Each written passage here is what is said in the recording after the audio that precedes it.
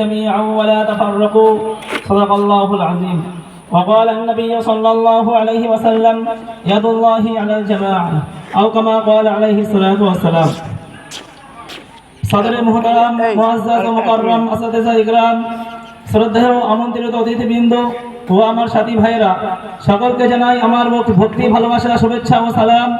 সমস্ত প্রশংসা সেই মহান আল্লাহ পাকের জন্য, যিনি চির পূজ্য, চির উপাস্য, চির আরাধ্য, যার চরম ও পরম করুণায় আমরা একটি গুরুত্বপূর্ণ মজলিসে উপস্থিত হতে পেরেছি। আমরা সকলে বলি আলহামদুলিল্লাহ। শতকোটি সালাম ও শান্তির ধারা বর্ষিত হোক সেই মহানবীর উপর, যিনি সর্বশরণ্য সর্ববরেণ্য মহামানব মানব মুকুট, যার অনুকরণে আল্লাহ পাক জান্নাতের ওয়াদা দান করেছেন। আমরা সকলে বলি আমিন। সম্মানিত উপস্থিতি, আমার বক্তৃতার মূল আলোচ্য বিষয় হলো ভারত স্বাধীনতা সংগ্রামে উলামা ও মুসলিমদের অবদান।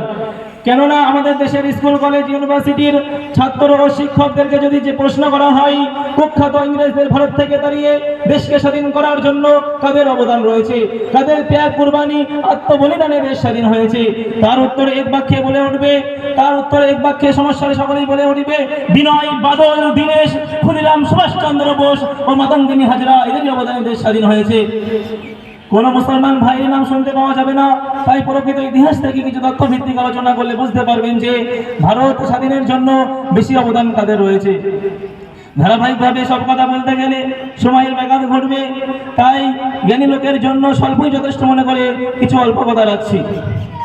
আমাদের সকলে জেনে রাখা দরকার যে 1601 খ্রিস্টাব্দে বাদশাহ জাহাঙ্গীরের আমলে কুখ্যাত ইংরেজ ইস্ট ইন্ডিয়া কোম্পানির নাম নিয়ে ব্যবসার বাহানায় দেশে প্রবেশ করে। কিন্তু তাদের মূল উদ্দেশ্য ছিল ব্যবসার নামে দেশে সর্বত্র বিরাজ করে আস্তে আস্তে দেশকে আয়ত্তে এনে দেশের মাল লুণ্ঠন করে নিজের দেশকে সমৃদ্ধ করা এবং ভারতে ইংরেজ রাজ কায়েম করা।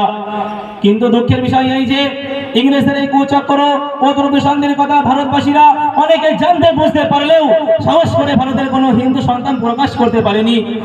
আমাদের বড় খুশির বিষয় যে আমাদের পূর্বসূরি বুজুর্গ হযরত মাওলানা শাহ ওলিউল্লাহ মুহাদ্দিস দেহলভী রাহমাতুল্লাহি আলাইহি সর্বপ্রথম 1733 খ্রিস্টাব্দে ইংরেজদের এই কুচক্রান্তের কথা নিজে প্রকাশ করে, ইংরেজদের কুচক্রান্তের কথা নিজে প্রকাশ করে দেশের জনগণকে হুঁশিয়ারি দিয়ে ইংরেজদের হাত থেকে বাঁচার কৌশল তৈরি করেন।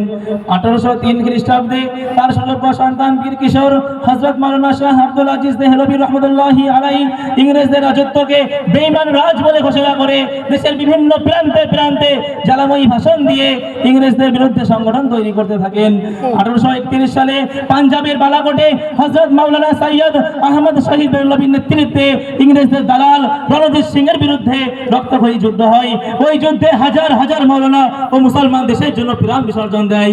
1857 সালে উত্তরপ্রদেশের সামনের ময়দানে হাজী ইমদাদুল্লাহ মুহাজির মাক্কি রাহমাতুল্লাহি আলাইহি এর পৃষ্ঠপোষকতায় এবং দারুল উলুম দেওবন্দের প্রতিষ্ঠাতা হযরত মাওলানা কাসিম নানতুবী রাহমাতুল্লাহি আলাইহি এর নেতৃত্বে সিপাহী বিদ্রোহ হয়।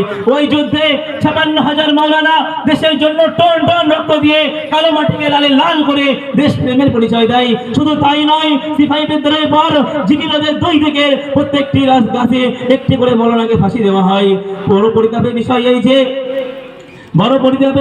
এই যে সিপাহী বিদ্রোহের কথা ইতিহাসের পাতায় পাওয়া যায় বটে, কিন্তু কাদের নেতৃত্বে যুদ্ধটা হলো, কাদের রক্তে মাটি সিক্ত হলো, সে কথা ইতিহাসের পাতায় আর পাওয়া যায় না।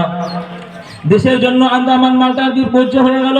উলামাগণের নির্বাসন কারাগার, সেখান থেকে সেখানকার কবর থেকে আজও শুনতে পাওয়া যায় জিকিরের আওয়াজ, যেখানে শুয়ে রয়েছেন হযরত মাওলানা ফাজলে হক খায়রাবাদী রাহমাতুল্লাহি আলাইহির মতো জ্যোতির্ময় উলামাগণ।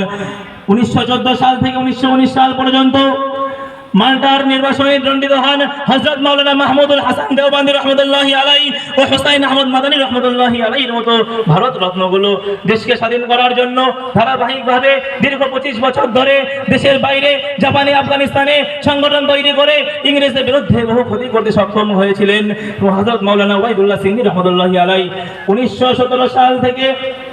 1917 সালে মাওলানা মোহাম্মদ আলী ও মাওলানা শওকত আলী জওহরের শ্রদ্ধেয় আম্মা কলকাতার সর্বভারতীয় অধিবেশনে নিজের ছেলেদের সম্বোধন করে বলেছিলেন, হে আমার সন্তানদ্বয়, তোমরা যদি আমার বুকের দুধকে হালাল করতে চাও তাহলে দেশ প্রেমে পাগল হয়ে কুখ্যাত ইংরেজদের বিরুদ্ধে ঝাঁপিয়ে পড়ে শহীদ হয়ে যাও।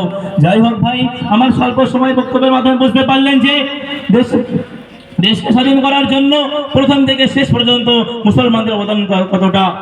ঐতিহাসিকদের কাছে আমার দাবি, দেশের জন্য ক্ষুদিরামে ফাঁসি হওয়াতে যেমন ইতিহাসের পাতায় তার নাম লেখা হয়েছে, ঠিক তেমনই ভাবে আশফাকুল্লাহ ও আব্দুল্লাহর নাম যদি তারপরেও লেখা হতো তাহলে দুঃখ সবই মুছে যেত। দেশের বাইরে জাপানে গিয়ে আজাদ হিন্দ ফৌজ গঠন করে সুভাষচন্দ্র বোস যেমন চিরস্মরণীয় হয়েছেন, ইতিহাস যেমন তাকে ভুলতে পারে না, ইতিহাস যেমন তাকে ভুলতে পারে না, সুভাষচন্দ্র বোসের বহু আগে তার থেকে বেশি সময় দিয়ে জাপানি আফগানিস্তানে মজবুত সংগঠন তৈরি করে ইংরেজদের বিরুদ্ধে ইংরেজদের বহু ক্ষতি করেছিলেন। সেই উবাইদুল্লাহ সিন্ধি রহমতুল্লাহি আলাইহির কথা কেন কারো স্মরণে থাকে না? কেনই বা ইতিহাস তার কথা ভুলে গিয়ে পরিহাসের পাত্র হলো? যেমন দেশপ্রেমিকা মাতঙ্গিনী হাজরা দেশের জন্য শহীদ হলেন, দেশের জনগণ তাকে শ্রদ্ধার সঙ্গে অন্তরে ঠাঁই দিয়ে থাকেন। এই ইতিহাস এখানে পরিহাসের পাত্র না হয়ে তার বুকে মাতঙ্গিনী হাজরার নাম বহন করে চলেছে।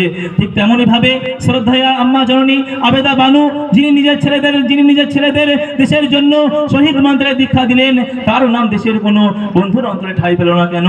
ইতিহাসই বা কেন তার নাম হারিয়ে কলঙ্কিত হলো? তাই বলি, জেগে ঘুমে ভান করা জাগ্রত মানুষকে যেমন জাগানো অসম্ভব, জেগে ঘুমে ভান করা জাগ্রত মানুষকে যেমন জাগানো অসম্ভব, তদ্রূপ সাম্প্রদায়িক ঐতিহাসিকদের ইতিহাসে শহীদ মুসলমানদের নাম ঠাঁই পাওয়া অসম্ভব। হে ভারত, তুমি মাতৃভূমি, তুমি জন্মভূমি। হে ভারত, তুমি মাতৃভূমি, তুমি জন্মভূমি। তুমি বলে দাও তোমাকে স্বাধীন করতে অবদানকার। হে ভারত, তুমি বলে দাও তোমাকে স্বাধীন করতে অবদানকার। তাই তো কবি বলেছেন, রক্তে রাঙা ভারতবর্ষ আমাদেরই ভারত রে, রক্তে রাঙা ভারতবর্ষ আমাদেরই ভারত রে, রক্ত দিয়ে পেয়েছি মোরা ভারতবর্ষের স্বাধীনতাকে। যাহা খুশি তাহাই করিলে হাতে ছিল কলম, তাই যেদিন হাতে কলম পাবো বুঝিয়ে দেবো সত্য ইতিহাসকারে গয়রে। ওয়া আখিরু দাওয়ানা আলহামদুলিল্লাহি রাব্বিল আলামিন।